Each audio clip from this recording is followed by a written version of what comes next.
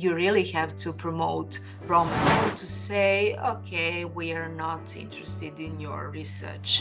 When it comes to Roma, they have to be somehow actively included in Roma community as activists.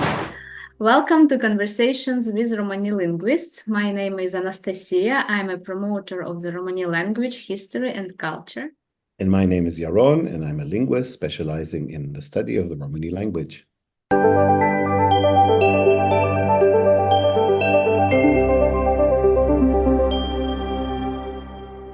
In this series of interviews, we talk to linguists working on the Romani language. And we are eager to know how they became interested in deeper research into the Romani language, what challenges they faced on their professional path, and what fascinating stories and discoveries they had. And today we are pleased to introduce our guest, Svetlana Ćirković. Svetlana Ćirković is a senior research associate at the Institute for Balkan Studies in Belgrade. Svetlana, you're very welcome here. Okay, thank you very much for invitation for this podcast. And I really consider that it is a huge recognition of my work and acknowledge of it. So I'm so happy to be part of this group of researchers. We are very happy too, and we are very grateful you for agreeing to join us and to share your experience in the field of the Romani language. And actually the first question is perhaps let's speak about your childhood. Perhaps what could you tell us about yourself? Where did you grow up? What school you attended? Yeah, okay. I was born in Bor, so nobody knows about that place. It is a very small town in eastern Serbia, and it is a mining town. I finished there elementary school as well as high school or gymnasium, and after that I went to Belgrade for my studies. As I said, Bor is now is a mining town, and it was very rich once. But now it is inhabited by Chinese since it is mining town, and our government allowed Chinese to search for more copper and gold. Now it is place of high health risk. Still, it is very good for linguistic research because one non-Slavic and very distant language, Chinese, appeared in the linguistic landscape of this town. So that's it basically about my childhood in that town. So I left Bor when I was 19 and I didn't came back. Oh, interesting. Were you interested in languages when you were at school? And perhaps what was your favorite subject? Well, languages were my Wow. very favorite subject because somehow I saw languages as how to say, very well organized pattern, and everything was quite clear to me, unlike math or physics or something like that. So actually language is my favorite subject. So Serbian and English, but English actually I started to learn very late when I was 12, for example, and because of that my English I think is not so good in this moment. Perfect. What languages did you learn at school? So I mean English you started at in the 5th grade, so I was 11 or 12, and actually that was elementary school. In gymnasium, so I studied French too, but since I grew up in 90s and Serbia was on blacklist of every European countries, actually I didn't have opportunity to practice it. So I would say that now I can say bonjour, merci, and that's it, unfortunately. So after 4 years, you know, two phrases, it is really a bad situation. And after that, you know, during my postgraduate studies, I learned Romanian, but still I cannot communicate in Romanian. And I learned Germany and private courses, but still, you know, and my intention was main intention was to be free to read literature in Germany in German, since the most prominent work in Romani was written in German. Yeah. So that's it. And finally, the last one is Romani. Wow, very interesting. Could you share your experience? Okay, perhaps let's speak about your higher education. Yeah, what could you tell us more about your field of study? So, of course, we understand that it connects with languages. Perhaps you have some curious cases. What would you like to share with us? Yeah, when I majored in Serbian language, which actually wasn't my how to say first choice. I wanted to study. I wanted to study general linguistics, but you know, some advices, suggestions was okay. As a general linguist, you cannot easily find a job, so it is better to study Serbian language because you can always be teacher of Serbian language, etc., etc. So I decided to study Serbian language. So I majored in Serbian language and literature at the School of Philology at the University of Belgrade. And after I defended my Master of Philosophy and Ph.D. thesis at the same school and university, I focused on my PhD thesis. The focus of my PhD thesis was internally displaced persons from Kosovo and Metohija. So the main, how to say, subject or topic or issue was understanding and interpretation of temporal categories. Due to the fact that the displacement of people from Kosovo Metohija is or actually was included in their timeline. So so for me it is important for further understanding of their time. So the studies of Serbian language, just to back to your question, was very basic, traditional, and conservative. And so I didn't learn so many linguistic or modern linguistic approaches and theories, methodologies, and so on.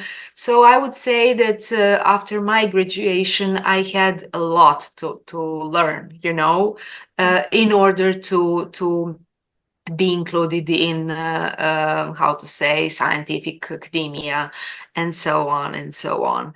So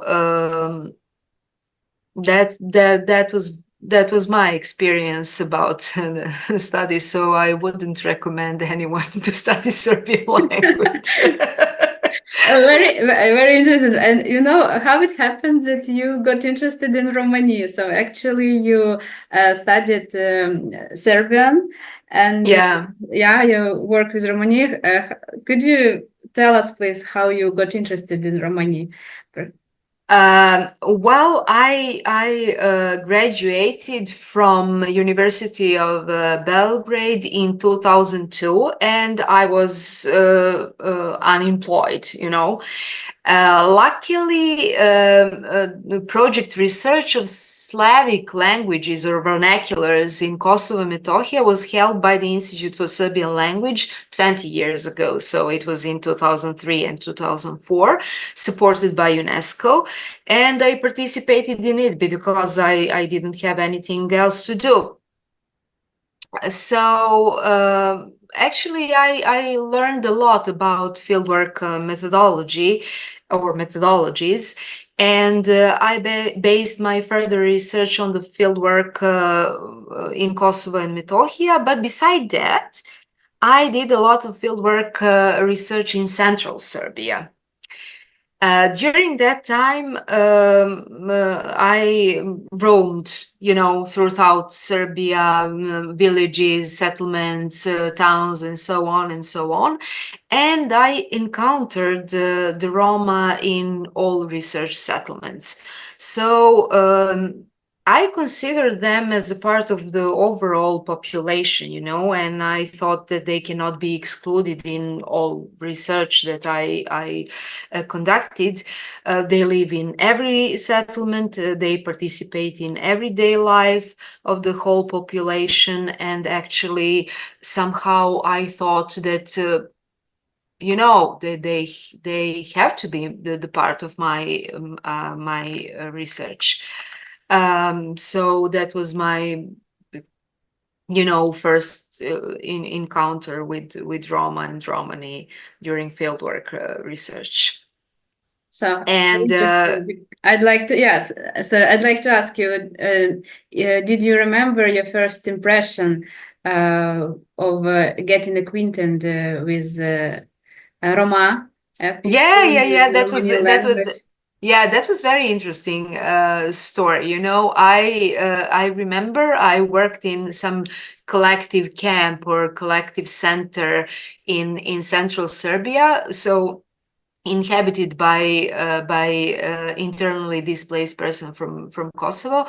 And I found a group of people, and all my, informants or participants in my research said, "Okay, don't do research with them. They are gypsies, so they're somehow different. Probably you will get I don't know, fleas or something like that, and so on and so on." And I said, "Okay, I don't care, so." I'm a researcher. I don't care if someone is dirty or something like that. And actually, that group of people was Đorgovci, resettled from Kosovo and Metohija in collective center. They do not declare themselves as Roma. They say for themselves that they are Serbs. They do not speak Romani, which means that they completely shifted their language to Serbian. But other population, the rest of the population, consider them Roma. So that was my, how to say, first encounter actually with Roma population, and of course I published several papers on them. And this, on the other hand, working in other settlements, not only in collective centers and so on, I was always asking why the majority population perceives them so different as I said, in other settlements. I was interested in their traditional culture, their traditional values. I was thinking if the majority population or the rest of the population consider them so different, so why they consider them so different, and please take into account that actually I didn't know anything about Roma, and I didn't have any background knowledge about them. Then I realized that they can fluently speak Serbian and Romani, and later on I understood that they can speak Hungarian, Romanian, or all other languages, and so on. So I was also curious and interested in their multilingualism. So all of these was somehow my inner questions, I was thinking about that and so on. But I have no knowledge in the Romani language, and all my research was carried out in Serbian and focused on traditional culture, because I cannot do anything if I cannot speak or just understand what they talk in Romani. So many of my papers were oriented towards traditional culture, studies of culture, and I apply this course analysis in my research as well as linguistic anthropology theories. What is very interesting, I participated in many conferences with presentation on that domain, but what was somehow discouraging that actually I was not perceived either as anthropologist or as a linguist. It is most likely that my presentations were not good enough, but now I see that the main obstacle was the language itself, so actually that's it. Yeah, did you feel the support from your environment? It could be even your family, your friends, or your colleagues, your work environment when you started be interested in the Romani field. So what was their reaction? Did they support your work? Did they encourage you to continue working in this field either? Yeah, the working environment was very, very supportive, and all the funds that we had actually went to field work research, and due to the fact that we did. Mainly or dominantly team fieldwork research. So we always trying to find a Roma community and to do research there and with them and so on and so on. So my working environment was really, really supported. When it comes to my family, family is a family, so they support anything that you work and anything that you enjoyed. So they had no choice. So it is your choice. Do your work, whatever you want, and so on. But I would say that to be honest, even my family is somehow biased with stereotypes about Roma and so on. So I would say that my mother always asked me, "Are you going alone there?" I said, no, but who cares, So, but they are really supportive even now, and they are very proud of my work and so on, the books that I wrote and so on and so on. So I would like to add when it comes to the how to say development of my career, that in 2004, so it was 2 years after my graduation, I enrolled a course at the Central European University in Budapest, Critical Basis for 21st Century Romani Studies. I attended all the courses there, which provided so much information about Roma and Romani, and I met Yaron there, and I learned a lot about Romani. The course was really great, so I don't want to be very critical, because when you don't have anything, you don't know anything about Roma, so I learned a lot. So, and I found myself as someone who would never be able to be a Romologist, during that course. I doubted that I would be able to read, learn everything that was presented on the course. And in that time, I was thinking, okay, at least I know how much I don't know. the most important and relevant literature was presented at that course. So I'm really grateful and very satisfied with that course, and that which actually is somehow the beginning of all my further efforts. Later, reading the text which were introduced to all of us at the course, I started to have an idea about Romani, but still I hadn't found a solution to do research on Romani. Since in Serbia there is no course, there is no school, there is nothing which will provide at least basic information about Romani. So Romani is still, according to my experience, is still perceived as, minor language, not so important, stigmatized, marginalized, and so on and so on. So we as a country are not so supportive, for a very large group of people, so they are the second biggest minority community in Serbia.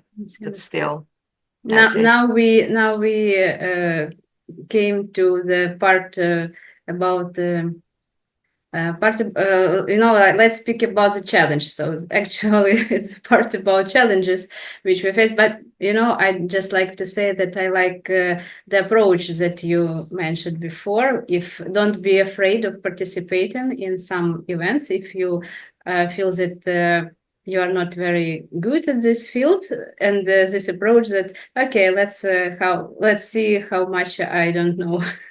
Actually, very good, very good.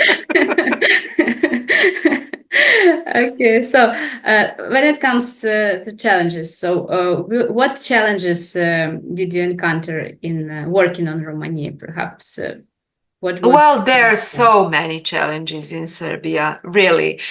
First of all, is the lack of the information of dispersion of the Romani varieties.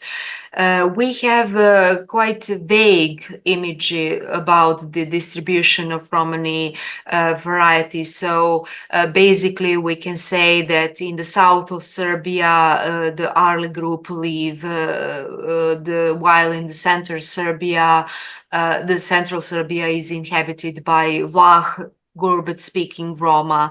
Vojvodina has always been seen as multilingual, multi-confessional, multicultural region. So various groups inhabit Vojvodina, and various Romani varieties are spoken that. Roma communities are extremely close communities. If you do not have a person to recommend you, to introduce you, actually nobody wants to participate in the research. Now I'm talking about the general, or the how to say, broader picture that is not of course, how to say, the same in every single community. It actually doesn't relate to every single person, But my impression working with Roma communities is something like that. So it is whenever you walk through Roma community, and if you want to present your research and you say, okay, we would like to record some narratives about your life and what you do, or if you want to fill in the questionnaire about your perception of language, how often do you use, or what are the domains, and so on. And we simplify all of our requests. They know to say, okay, we are not interested in your research. it is very hard to make a contact if you have, even if you have someone to introduce you and would like to help. That doesn't mean that the rest of the inhabitants of the community wants to participate. They may be in mutual fight. For example, this person doesn't talk or speak with someone else. They may not want to communicate. They may not want to give a favor, etc., etc. In the case that the researcher, so the next level, in the case that the researcher enters the community, that doesn't mean that the community will be studied sufficiently and to cover the language of the most population in the community. So that actually happened to me. So filling the sociolinguistic questionnaire, I was introduced to one family. They were, great, and they did everything that I asked them for. And when I asked them to help me to introduce me to another family or some other people, they knocked on the door and so on and so on, but actually nobody wanted to participate in that and in the research. And I would say that that community that I'm talking about is really huge. It is very old one. It is on the outskirts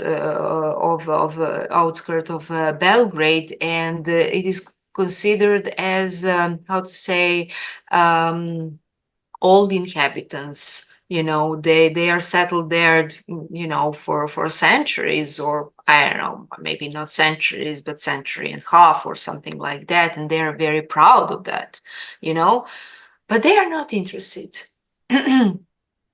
And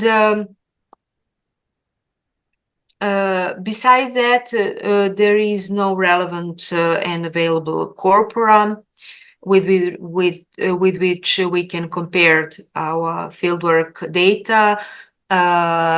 Romani morphosyntax database was very helpful, but now we have a issue about that. RomLex as well, but now we have Google Translate. It's of course completely. Yeah, maybe we just compare explain, we couldn't compare just new level. Maybe explain the Romani morphosyntax database was set up originally by Viktor Elchik and myself at the University of Manchester and existed there for almost 20 years. Many people contributed data, and we had a comparative digital resource, the largest of its kind, not just for Romani, but actually for any language. It was the largest comparative digital dialect resource online for the study of dialects. And it was abruptly taken offline by the University of Manchester about 2 years after I left my post there at the university. Some of the data have been retrieved and are currently available via a server hosted by the University of Cologne, and we'll blend in a link, but a group of researchers is working to try and create a follow-up resource. So hopefully we'll be there. RomLex is an online dictionary, or rather lexical database of Romani, comparing different Romani dialects with different target languages as well. Very widely used, hundreds of thousands of users, and that is hosted currently on a server at the University of Graz. And again, we don't know what the future holds, but hopefully that will remain. So we have been served in the Romani linguistics community by wonderful digital resources online, but they're a bit vulnerable. So I just wanted to interject an explanation for those who. Thank you, Yaron. So I cannot imagine one single day of my life, checking something in RomLex, just to check or something like that. If I write something, then I have to consult that RomLex, and actually that happened with RMS, but nowadays it is not so how to say, approachable and so on. But hopefully, I really hope that everything will be okay in the future. Yeah, we hope as well. Yeah. And I'd like to give the floor to Yaron. Yaron, please unmute yourself. Right, thank you. Well, I will come back to your work on Romani in just a moment, but kind of a step more general and to something that you alluded to briefly before, and that is the status and the appreciation, the accessibility of minorities in Serbia. And Serbia is a multi-ethnic society, and there are minorities, and it's a multilingual society. And sometimes we tend to forget that, those who are not familiar with the country firsthand. We remember, some of us, former Yugoslavia, and remember that as a multinational, multi-ethnic, multilingual community. And we think that, after the breakdown and the independence of the various states, they are each have become mono-ethnic and monolingual, but that's not the case. Yeah. Not everybody knows. So maybe you can tell us just a little bit about generally about academic research in Serbia currently about ethnic minorities. What are the kind of debates, discussions that are going on in the research community, and where does Romani figure in those debates? You sort of hinted before that initially it wasn't actually on the map and it wasn't really taken seriously. Another thing that you mentioned was the displaced populations, and I think many people no longer have an image of that. I think we've forgotten, or many people just don't know about the effects that the displacement of people has had, particularly in Serbia. So in that context, but also in general, what is going on in terms of research on ethnic minorities in Serbia and their languages in particular? So when it comes to the language minorities, research in Serbia are somehow very well developed, So I would say that a lot of research was done, has been done on Romanians, Hungarians. But those are, big national minorities with really huge population in Serbia. But I wouldn't say that, for example, Albanians who live in the south, and when I said south, the south of how to say Central Serbia, because I mustn't say that Kosovo and Metohija isn't part of Serbia, but so at the very south of Serbia, because we have something against them, So it is somehow general politics when you research Albanians, that you're somehow labeled or targeted or something like that. So we are still, and the Serbian academia, generally speaking, is very restrictive. So you can research Hungarians and Romanians, but when it comes to Vlah in eastern Serbia or Albanians in the south, so it is a political question. So better not to do that.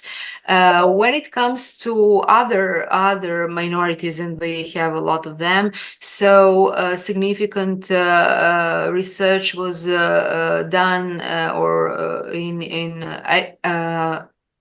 in Romanians or Tsintsars, and but not in the domain of language. So I would say that Institute for Ethnology or Anthropological Studies did a huge, big research on them, and they're somehow more open towards them, but they do not research language, and they in their projects or in their endeavors, they do not include linguists. So somehow there is a gap between two very, very, how to say,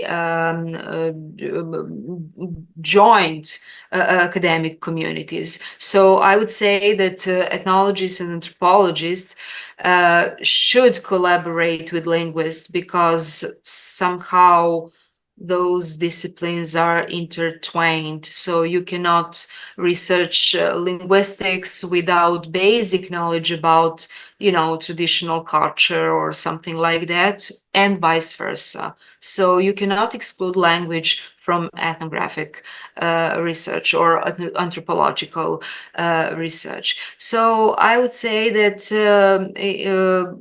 okay, we are prone to researching ethnic minorities, and but in Vojvodina region, because we understand that it is multi-ethnic, multicultural, multilingual region, and there is a good background on that. But in the rest of Serbia, I wouldn't say that it is the case. To be honest, there is no so many national minorities in the central Serbia. So Belgrade, of course, is case itself. But in other places, I would say that the majority population is Serbian, with of course with Romani, with Roma population, of course, because Roma lives everywhere, really, and in official settlements, unofficial settlements, integrated in the meaning of employment, dwelling conditions and settings, and so on and so on. But still there is no particular interest in that, because I would say that well, my opinion, and probably a rough one and rude one, that what to do with Roma, where to present work, and so on and so on. So that's it. When it comes to the internally displaced persons, so Serbia waged a lot of wars unsuccessfully, and the central part of Serbia actually accepted more than 200,000 internally displaced persons. Some of them were immediately included in families, or they have some real estate or properties in central Serbia, but the most of them actually were settled in those collective centers and so on, supported by international organizations and so on and so on. But in one moment, every single information about them was completely cancelled. So we don't know when each center was closed, what happened to those people. Are they employed? Are they found place to live? And so on and so on. So actually, and there are a lot of people, so after 25 years, we don't know what happened with them. And actually that the lack of information started very early, probably 15 or more years ago. So you mentioned before that there was no study really of Romani in Serbia, and you had no easy access to things. Yeah. But there was one person who studied the Romani language extensively in Serbia, and that was Rade Uhlik.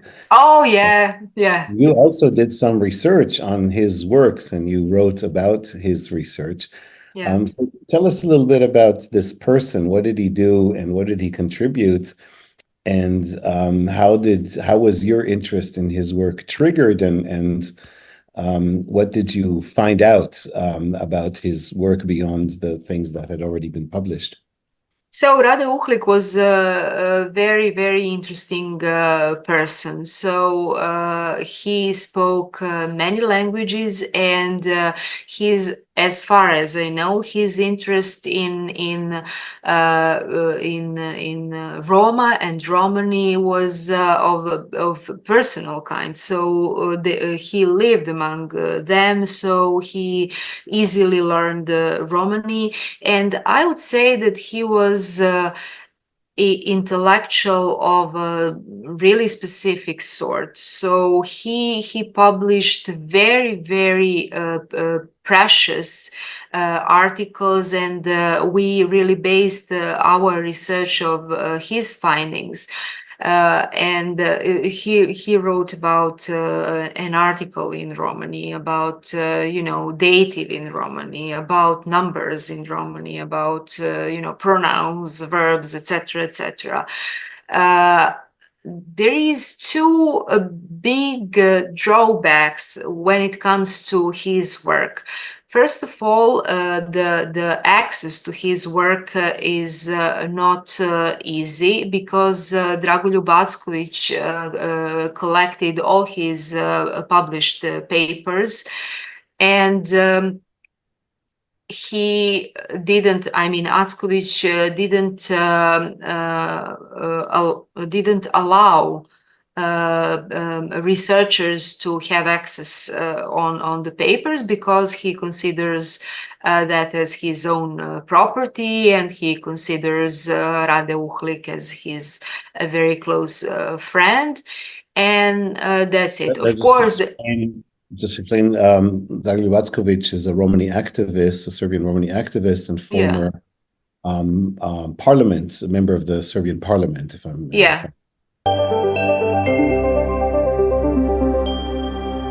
Anyway, you said one obstacle was the access to Rade Uhlik's work. Yeah. And there was the second one is that actually Rade Uhlik was, how to say, he was so inspired with Romani that actually he in one single paper you can find a lot of data. So for example, when he wrote about some verbs, there you can find data about dative, for example. I was particularly interested in dative, so that, or you can read all of his papers in order to find some small remark about an article in Romani, etc., etc. So he was not so, how to say, in my opinion, of course, so maybe I'm wrong, but he was not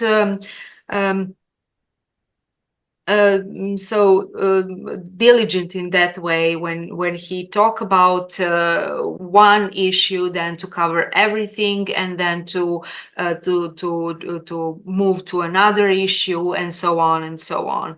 And with not easy access, then it is very hard to follow everything. And of course, when we write and when we consult his papers, there is a big chance to omit something, which is a big, obstacle, or how to say, and what was failure. You described before the many difficulties in approaching speakers, and the difficulties in even accommodating the topic of Romani in projects. What was your actual entry point? What was where at what point was there a breakthrough where you managed, maybe describe through your fieldwork? What did your fieldwork consist of? What did you actually do? And at what point and how did it become possible for you to access speakers and their language? So, according to my experience, everything that is with explanation that we are interested in language, that it is important to be, how to say, safe and that we are working of safeguarding of the language and so on. That doesn't work, you know. So when we approach to Roma communities or Roma representatives, we say that actually we work on collecting all stories, specific Roma traits, or I don't know. And of course, we mention language because we are prohibited to lie, of course. And that's it. So when you mention traditional culture, or specifically, how do you celebrate your Slava, or how do you celebrate Christmas? They're very keen to speaking about that, you know. And then you can enter with, okay, can you do that per romane? You know, and they say, okay, everything is fine. Do you understand? Or you know, question how I will do that if you do not understand, and you say, okay, I do understand, or I would like to learn, and so on and so on. Just to be So specific for people who've never been in the situation, so you interview people, you record them, yeah, we and you record have them. recordings, and then in the recordings you look for what? In the recording, so that is another how to say aspect. So we have recordings after that conversation or interviews or whatever you name that, and then we do transcriptions. Unfortunately, we are not, so all the recordings, so not all recordings are recorded in, you know, how to say, perfect conditions. You know, in a closed place without birds or dog barkings, or I don't know, children who are entering, you know, opening the doors and so on and so on. And we often do our research outside, especially with the respect of their privacy, not to enter the house if they are not willing to do that, on the etc etc. And how to say, those recordings or those documented narratives are not perfect for transcriptions, and that is another drawback of our research. So transcriptions, we do not have enough funds for transcribers, and we cannot easily find transcribers, you know, because even if you offer them money, they have to be, how to say, somehow technical savvy, you know, to know how to use computers and so on and so on. Not to mention, you know, that specific programs who will enable you to create corpora or something like that. But basic words, you know, headphones and, you know, recording and so on. They, some of them do not have install, how to say that, language bar with the, you know, the diacritics and so on, so that then you have to, you know, put your imagination if it is ch or ch or t or ch, etc etc. So we really have a lot of difficulties at the very beginning. So I didn't mention the project which was carried out in 2016 and 2017, when we documented Gurbet Romani in eastern Serbia. So we paid transcribers, but with very small money, and we had a lot of work with the transcriptions. But finally, we obtained material which was ready for further research. And whenever you mention transcribers and so on, I'm a bit, you know, how to say, distant.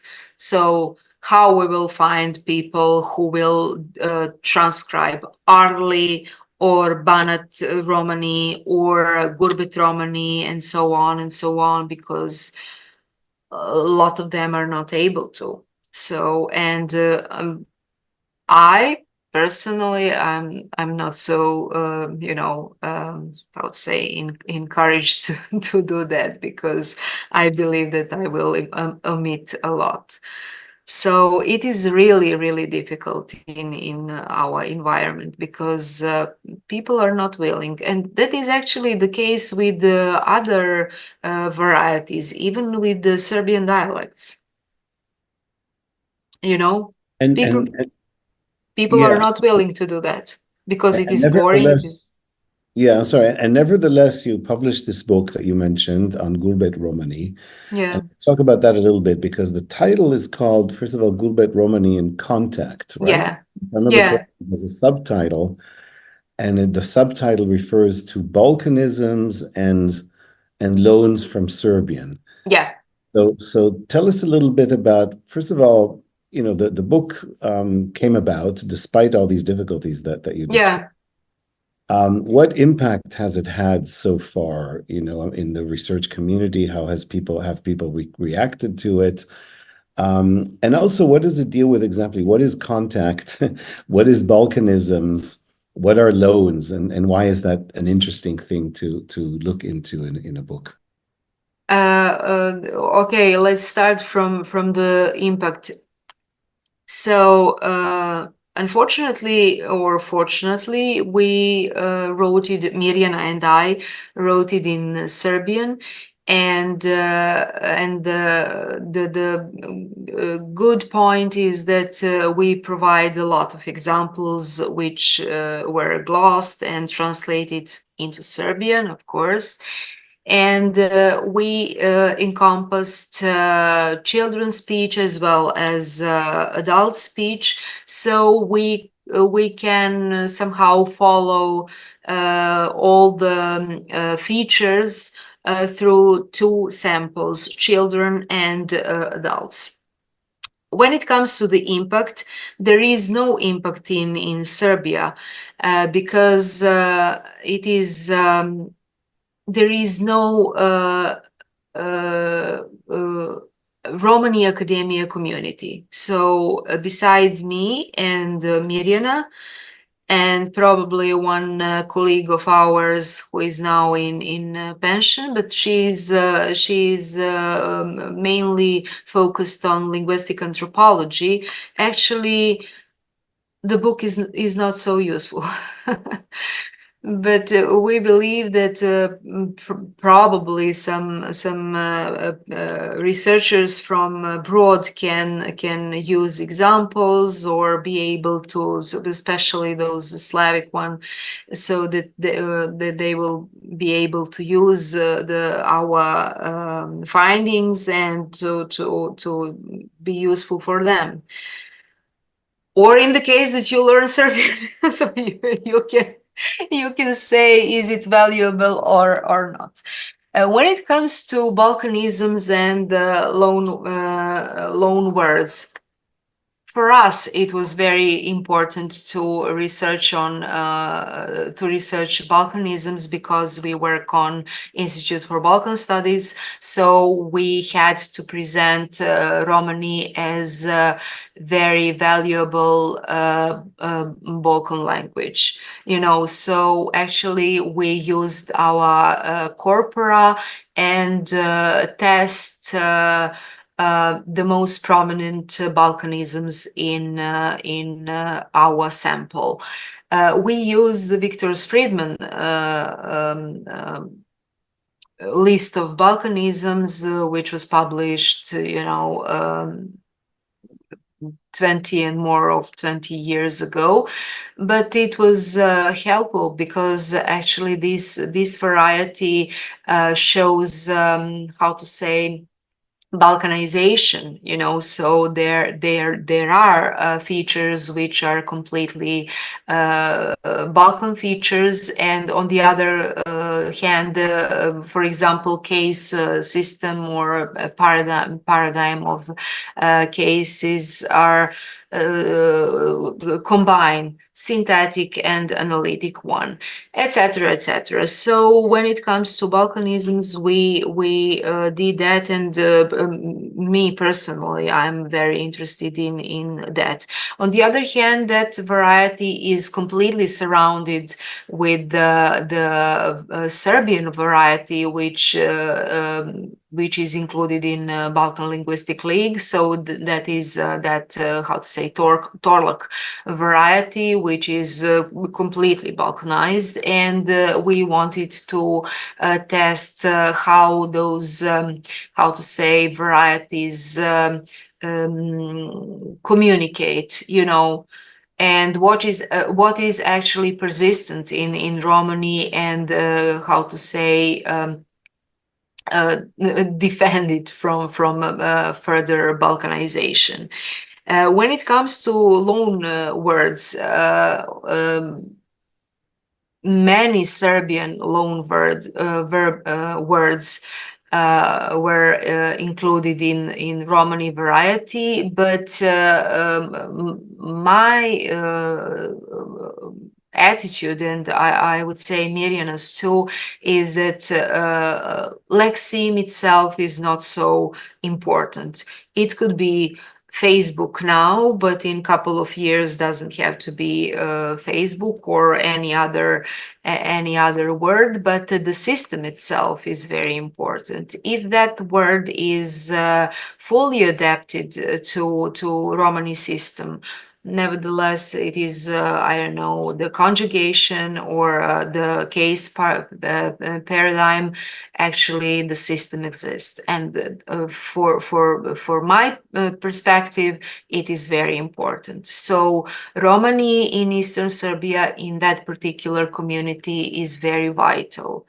So it is transmitted from one generation to another. So I don't think that, the words themselves are so important. And of course we how to say wrote about how to say the part of speech such as I don't know, indefinites or pronouns or something like that, which are not which actually which are persistently Romani. So that is a close group of words, and it is completely Romani. So it is not included in the loan words. Well, indefinites are hardly consistently Romani. You've got things like nishta and so on and so forth that are borrowed. So maybe there's a mixture there. But let's just kind of... Yeah, but I would say that we found a lot of kanch. Okay, right. Instead of ništa.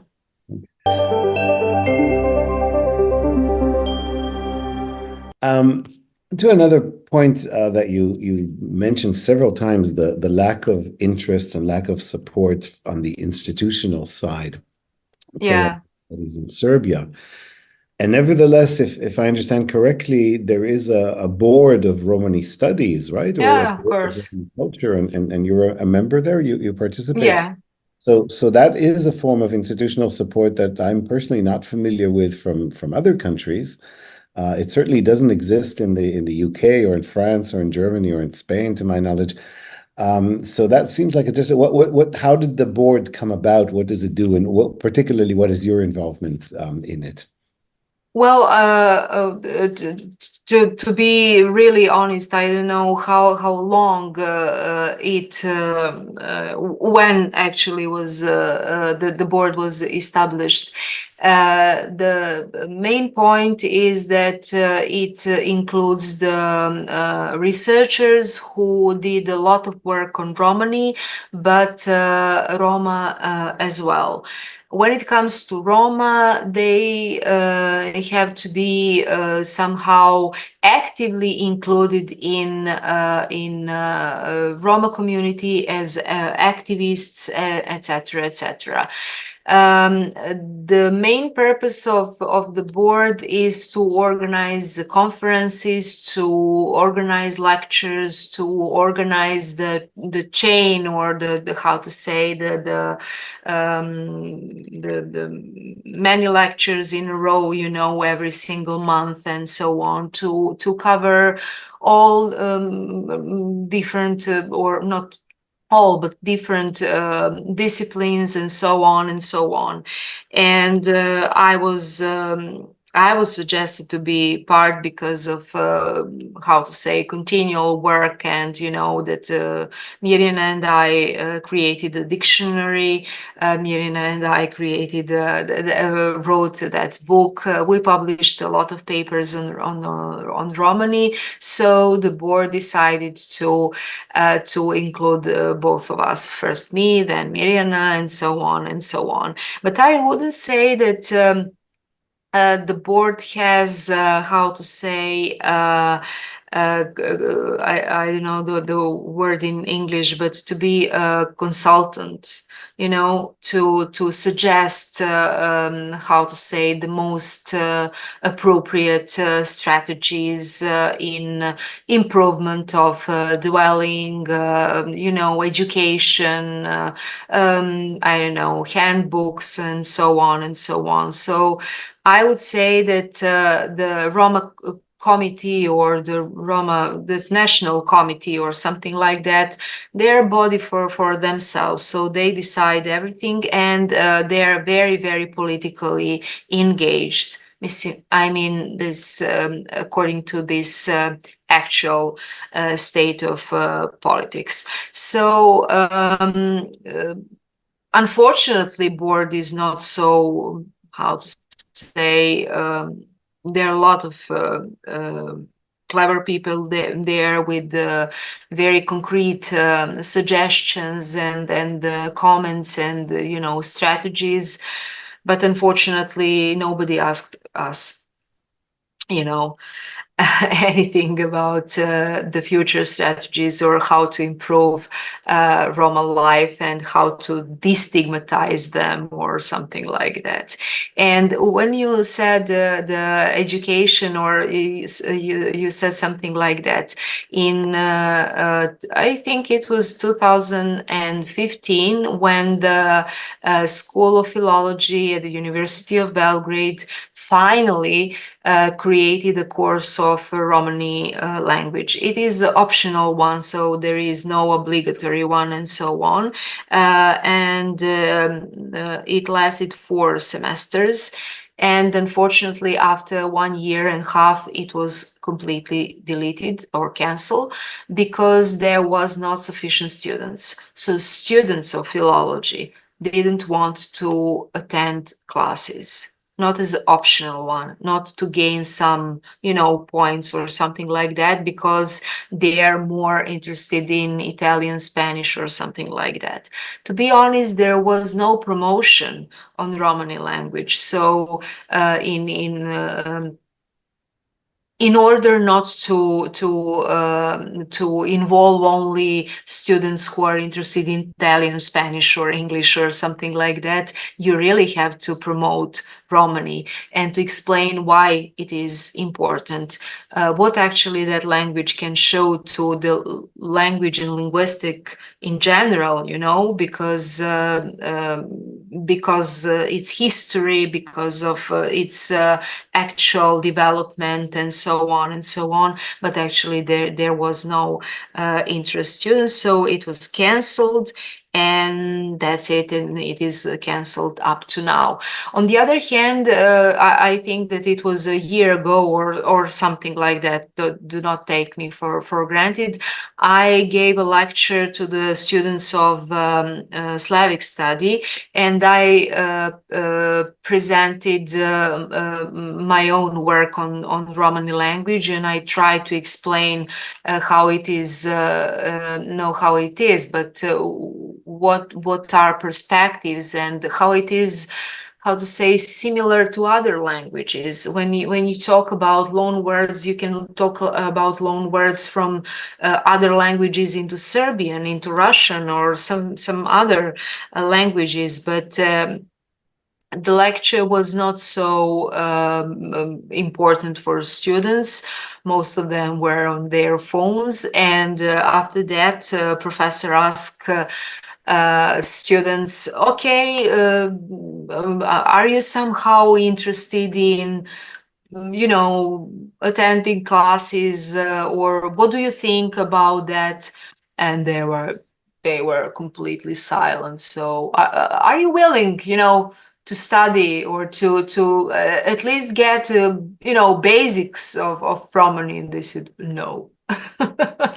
So I was not successful teacher for sure. Well, let's conclude. One more question about your recent work, or one of your most recent works, which I find very unique in the domain of Romani studies. Every work, of course, is unique, but many people, give their attention to describing Romani dialects, and some of the methods described is quite standard. We record, we transcribe, we try and interpret.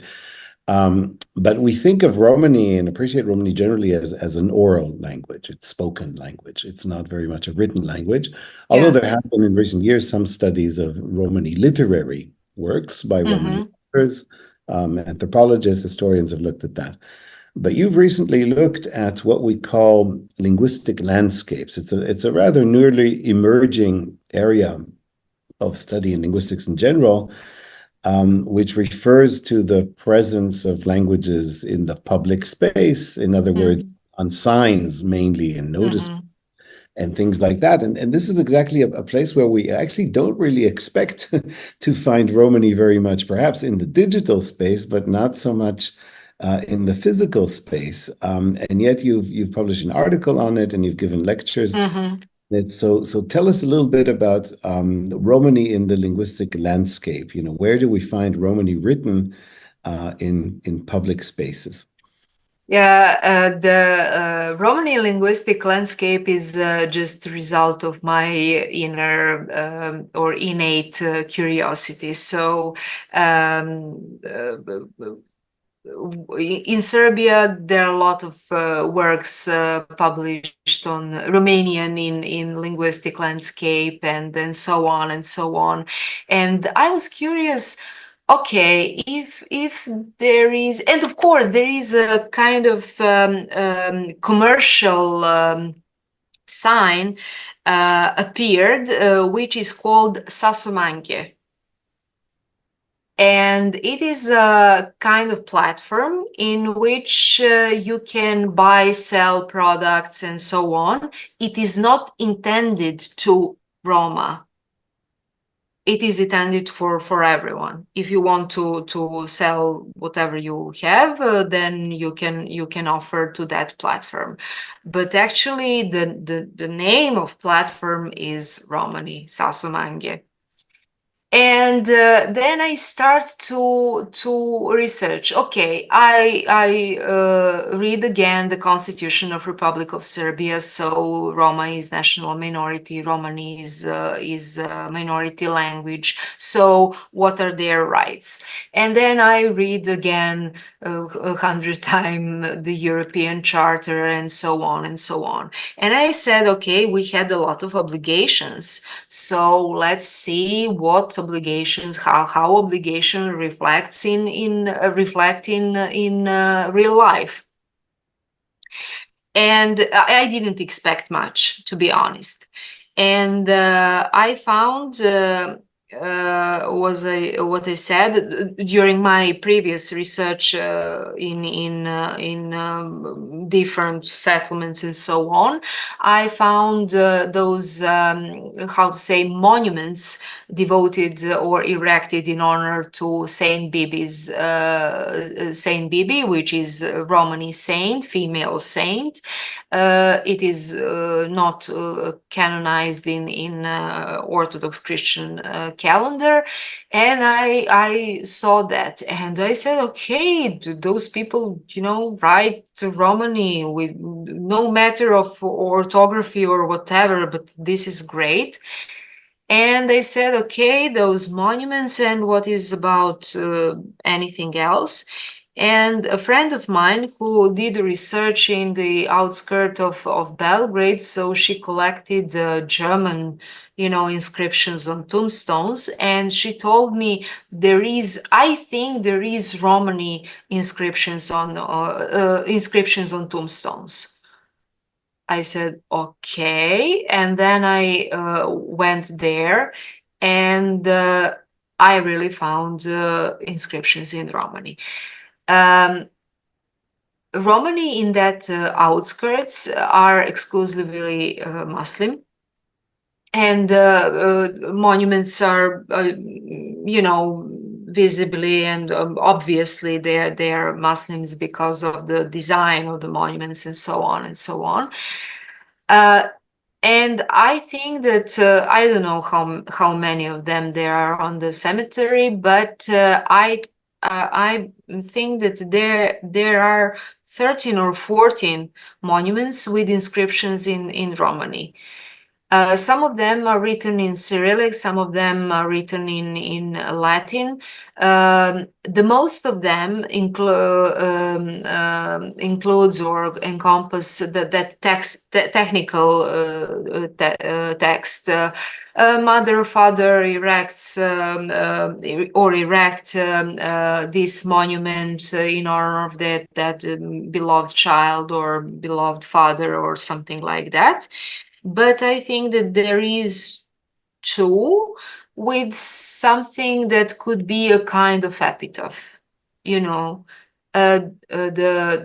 descendants dress Allah to how to say, forgive all the sins of the And seas and is this so on. in one location, or is this something that's widespread across the country? No, it is in one location. And have you found any other signs in Romani, like advertisements or? No, unfortunately not. But my opinion is that since Roma are bilingual, and in the case that they offer their services, for example, blacksmiths, or they make baskets or something like that, they go to the fairs and they offer their products to the majority of population. So there is no, that is my opinion, there is no need to be written, okay, I sell, I don't know, some kettlers or, I don't know, baskets or something like that, because they do not offer to their, how to say, There's no economy directed to the Romani. there is no the economy direct. Informal and familiar, so people don't need the advertising because it's Yeah. You know exactly who make baskets, and you will go directly there, and then. Well, still, this was a very kind of innovative venture, and it's a space that we need to continue to watch and see maybe Yeah. emerge. In Romani, I was sent a couple of years ago a photo of a shop front in New York, in Queens, in New York, which advertised in Romani. So far, it's the only shop sign that I've ever seen, and I didn't see it with my own eyes. Like I said, I was sent a photograph. But who knows, things like that might exist. So this might be, it's certainly already a pioneer study, and it might be the beginning Thank you. of Yeah. a future that we might have more.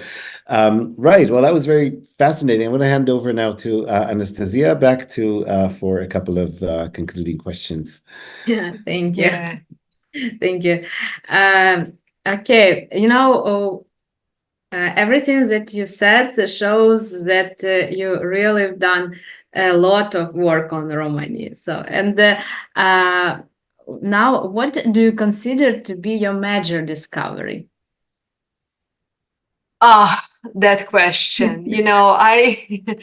I wouldn't like to talk about the major discoveries. So I don't think that I personally should talk about that. So I really believe that my work will find its own path, and that people who will use in some further research, use my findings, will acknowledge my work. So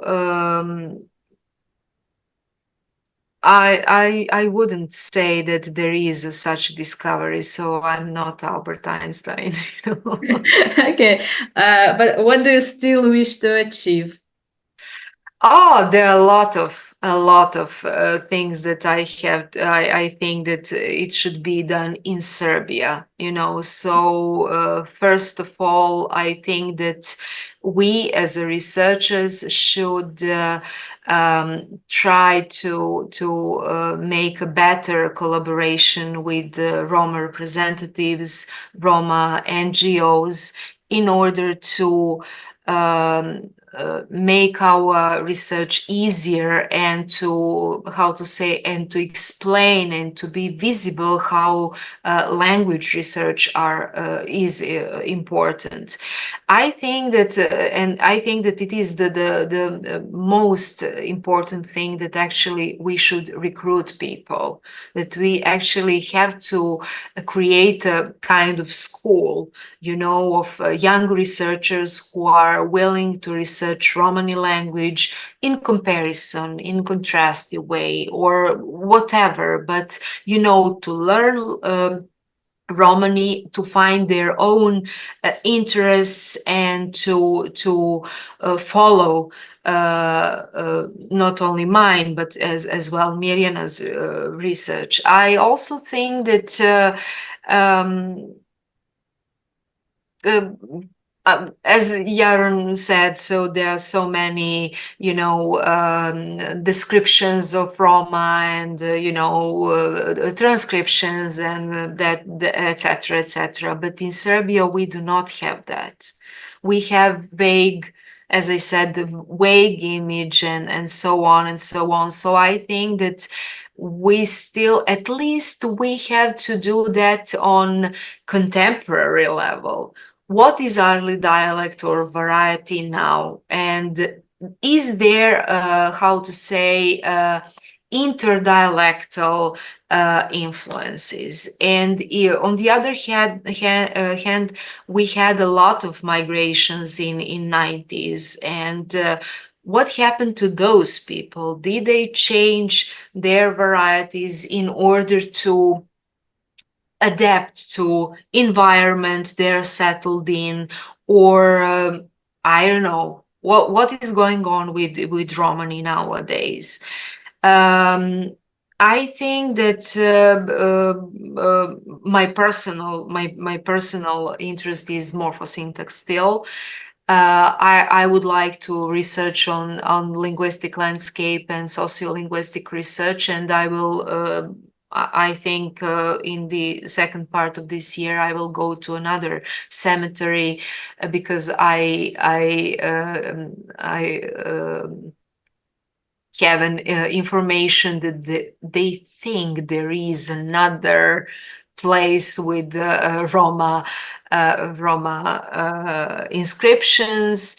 I think that documentation of all generation of speakers are important, from children to middle age and the older speakers, in order to research a kind of microdiachrony.